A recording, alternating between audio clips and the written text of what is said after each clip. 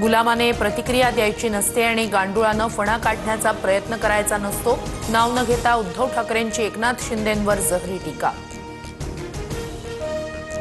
गुलामांनी 2022 मध्ये काय चमत्कार केला ते सगळ्यांनी पाहिलं. शिंदे आणि फडणवीसांचा नाद करू नका, भरत गोगावले यांचं उद्धव ठाकरेंना उत्तर. उद्धव ठाकरे आणि विधानसभा अध्यक्ष राहुल नार्वेकरांमध्ये 25 मिनिटं चर्चा. नार्वेकरांच्या भेटीनंतर ठाकरे राम शिंदेंच्या भेटीला.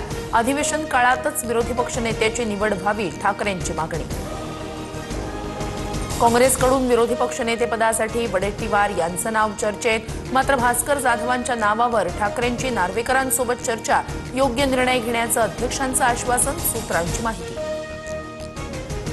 नियमांचं बोलाल तर उपमुख्यमंत्री पदही रद्द करा. विरोधी पक्षनेत्याच्या मुद्द्यावरून उद्धव ठाकरेंचा सरकारवर निशाणा.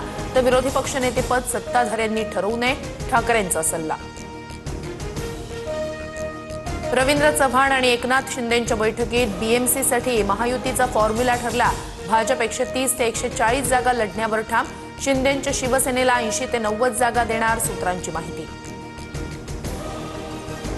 रवींद्र चव्हाण आणि उपमुख्यमंत्री शिंदेंची 2 तास बैठक. सर्व महापालिका निवडणुका महायुती एकत्र लढणार. मुंबई ठाण्यात युती करण्याचा 100% निर्णय, चव्हाणांची माहिती. भाजपचा मलिकांना विरोध कायम. मुंबईत अजित पवारांच्या राष्ट्रवादीचं नेतृत्व नवाब मलिक करणार असल्यानं निवडणुकांमध्ये युती नाही, सूत्रांची माहिती.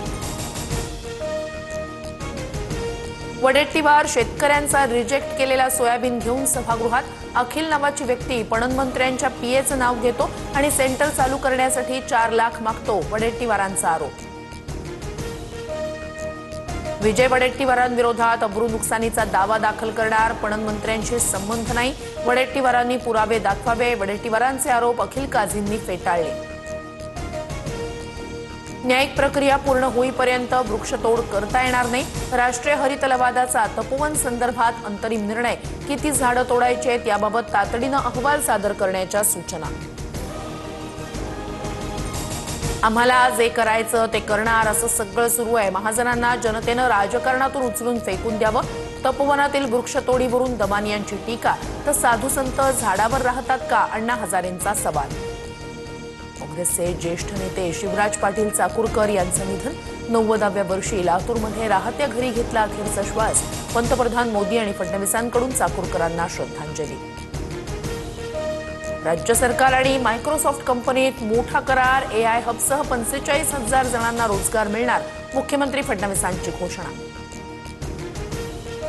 देशभरात 2027 मध्ये 2 टप्प्यात जनगणना होणार, केंद्रीय मंत्रिमंडळाचा निर्णय. जनगणनेसाठी 11,718 कोटींचं बजेट मंजूर.